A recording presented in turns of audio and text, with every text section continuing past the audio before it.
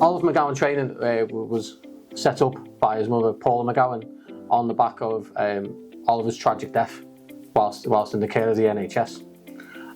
There was numerous reports and investigation carried out, obviously, to why Oliver tragically died, and one of the findings was that healthcare professionals didn't fully understand autism and how autism can demonstrate in a clinical setting as well. And if they had fully understood autism, then Oliver's death might have actually been prevented. So his mum tirelessly campaigned for several years and finally got government recognition several years ago. And on the back of that is that it'd be mandatory training for all healthcare and social care providers would have a basic understanding of autism and learning disability.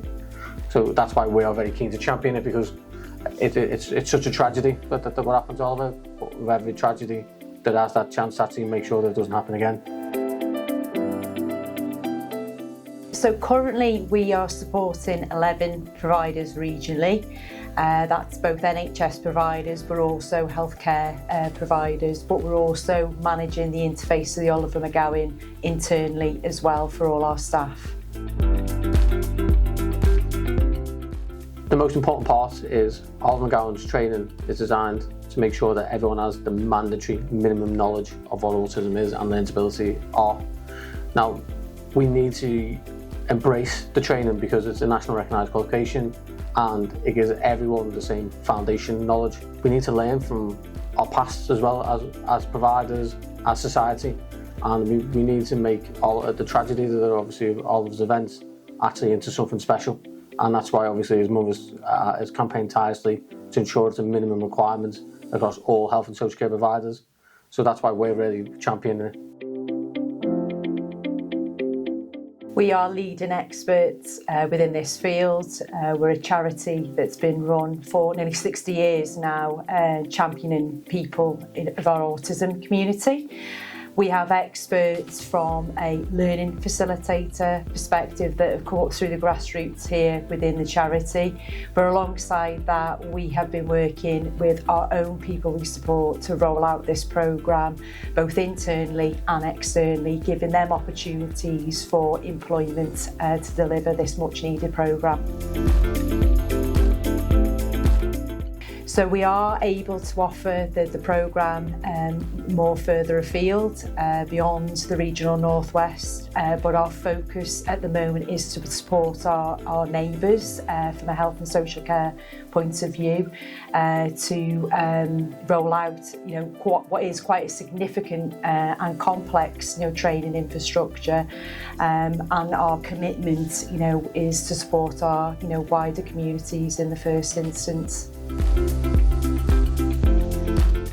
We are offering 20 providers the opportunity for a one-day Tier 2 session. This will be provided for the first 20 providers in the Northwest that reach out to us. In addition to that, because we understand the complexity of the programme, we'll also support individuals with the rollout locally. We do offer the programme commercially, but we are committed as a charity to support our Northwest providers roll out this scheme.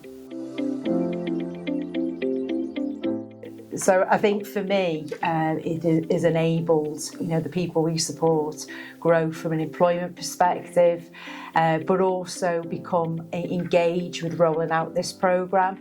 They definitely keep our learning facilitators on their toes, but also us as a charity.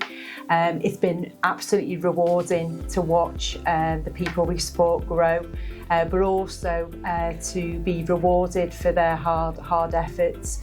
One of the biggest achievements that we have seen as a charity is that the experts won co-production over the year, which is a testimony of all their hard work and our fantastic learning facilitators that have worked with our experts to roll out this programme. I echo what Helen says. I think one of the big things for me is co-production as a terminology has been around for ages, but Oliver McGowan takes that actually to reality. And what we've seen over the last 12 months is our trainers embrace it.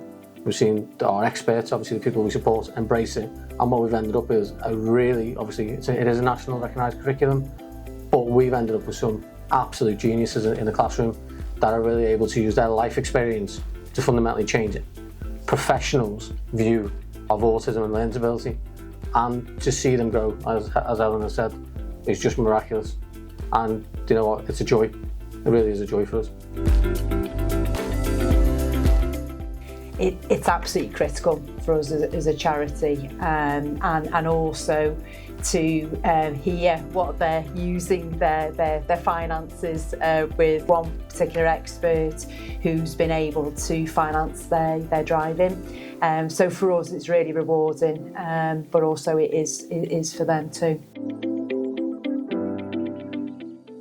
I think for me it was really powerful because it's the first organisation I've worked in that specialises in autism.